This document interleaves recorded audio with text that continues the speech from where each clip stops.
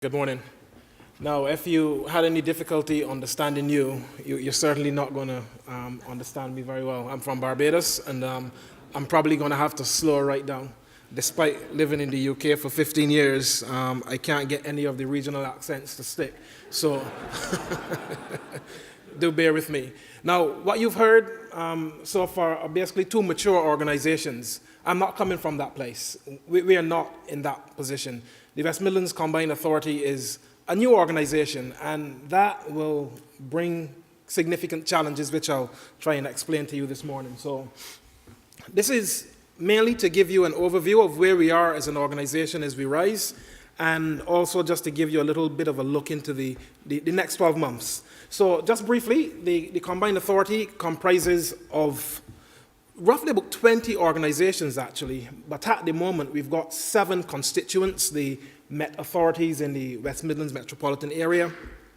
We've also got some non-constituent authorities. There are 5 of them: Telford, Nuneaton, and Bedworth, Cannock Chase, Redditch, and Tamworth. And we've got 3 LEPs. You would see the marches shown up there, but the marches are what we call an observer LEP at the moment. The 3 main LEPs in the West Midlands Combined Authority area are the Greater Birmingham and Solihull, Coventry and Warwickshire, and the Black Country. Now, with the arrival of the West Midlands Mayor in May, that will expand the number of non-constituents that we have by an additional 5, which will include Shropshire, Rugby, Staffordshire, Stratford-upon-Avon, my apologies, North Warwickshire, and Warwickshire County Council. So we are at an embryonic stage in our development, forming and moving forward, and we serve quite a wide geography. Now, if my managing director was here, she would probably place quite a lot of emphasis on this particular slide, because this is where we are going. It's about our ambition, it's about our vision, and importantly, those hang off of jobs in our region, the number of jobs that we need to create in the West Midlands up to 2030, the number of homes and new homes that we need to provide, and importantly, from a transport point of view, what I am finding particularly alarming is the healthy life expectancy in the West Midlands. It is quite striking when you look at, in my role, when I look at the roads through the West Midlands and look at the public health impact in some communities, it is really, really alarming what is happening next to some of our road corridors. So it's not surprising that the Combined Authority has set quite an interesting ambition around healthy life expectancy. But one of the drivers for all of this is going to be, how does transport enable us to actually achieve our big vision? Now, this goes up to 2030, and the transport package that we have on the cards at the moment is going to be quite essential for helping us to achieve these long-term ambitions.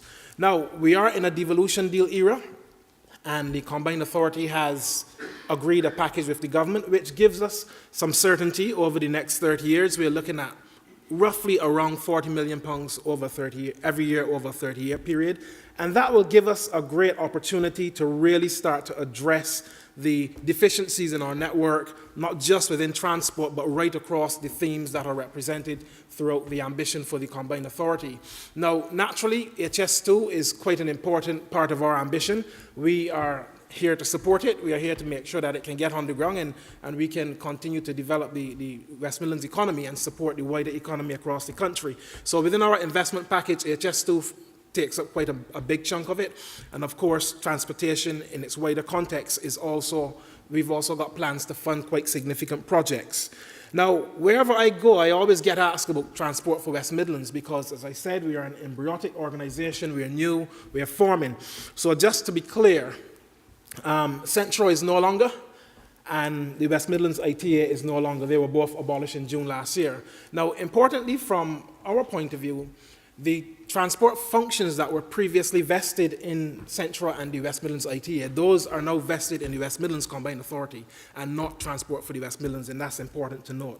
We are headed by Laura Schoaf, our Managing Director, and of course our key aim is to develop and deliver. That's what it's all about for us in the West Midlands, and we are embarking on developing a 10-year plan. Now, that is the ambition, and if Laura was here, she would spend a lot of time talking about those areas. But I want to talk about the next 12 months, because in my role as Key Route Network Manager, the next 12 months are really, really essential. And when I was asked to put this presentation together, I thought, well, what's important for us in the West Midlands. And you may find some of this a little bit interesting. I've said, firstly, embracing genuine collaboration.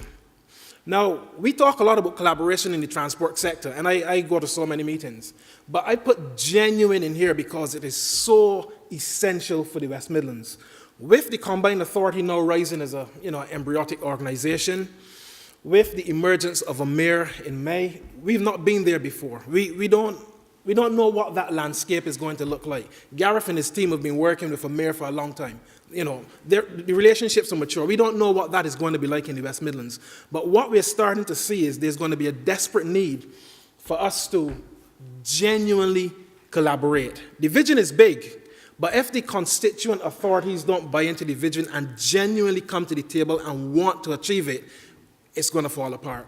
So for me, one of the key aspects of what we do over the next 12 months is working on those relationships, getting them in the right place to make sure that we can actually move forward and deliver against the vision.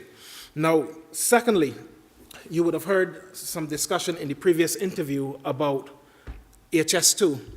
Now, this is a massive challenge for us in the West Midlands, but not just for us in the West Midlands because it impacts the wider economy.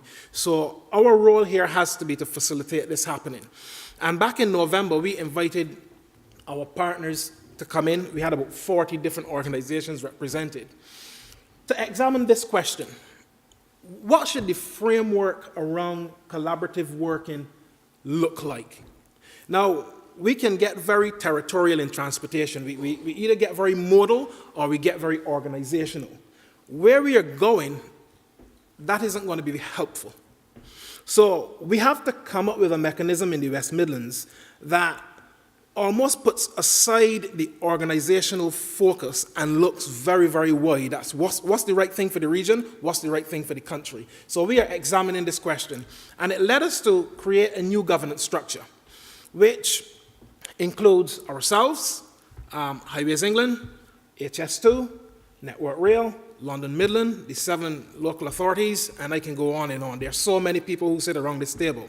But that is the nature of how we need to change the governance, because there's no point me sitting with my traffic manager and the strategic transport people in the West Midlands talking about our program, because the reality is our programs are just part of something much bigger.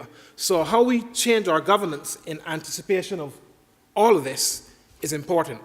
The big Highways England programs in the RIS, the emergence of HS2, that's where our focus is, and that's where we are trying to really address the governance to make sure we can get effective decision making. This is a snapshot of the West Midlands on any given day.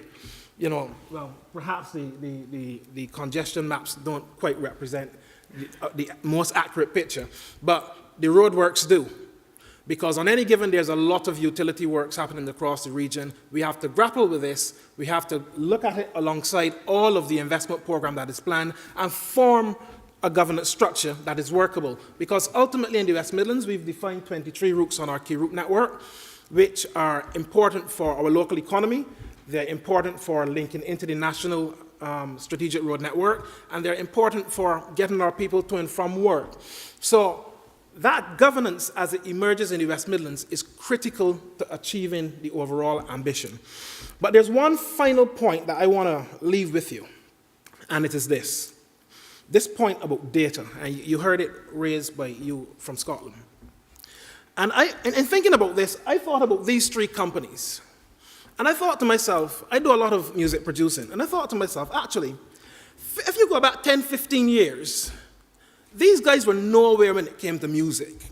Nobody thought about them in terms of engaging with music. But today, if you want to engage with music, chances are you're going to run into one of these, okay? So what they've done is to disrupt the music industry. And what does that mean for transport? What it means to me as a person working in this sector, I'm looking for those companies who are going to disrupt the data cycle. Because I'm looking for, there will be some companies out there who are going to come along and cause us to look very differently at the information that we have about our networks. And it will drive better decision-making around our investment programs. And for me, that is probably one of the biggest challenges over the next 12 months. How are we going to find the right data partners to make decisions that will help us to get on the ground quickly, but with a lot of credibility? So that's where we are in the West Midlands, and I'll leave it there. Thank you very much.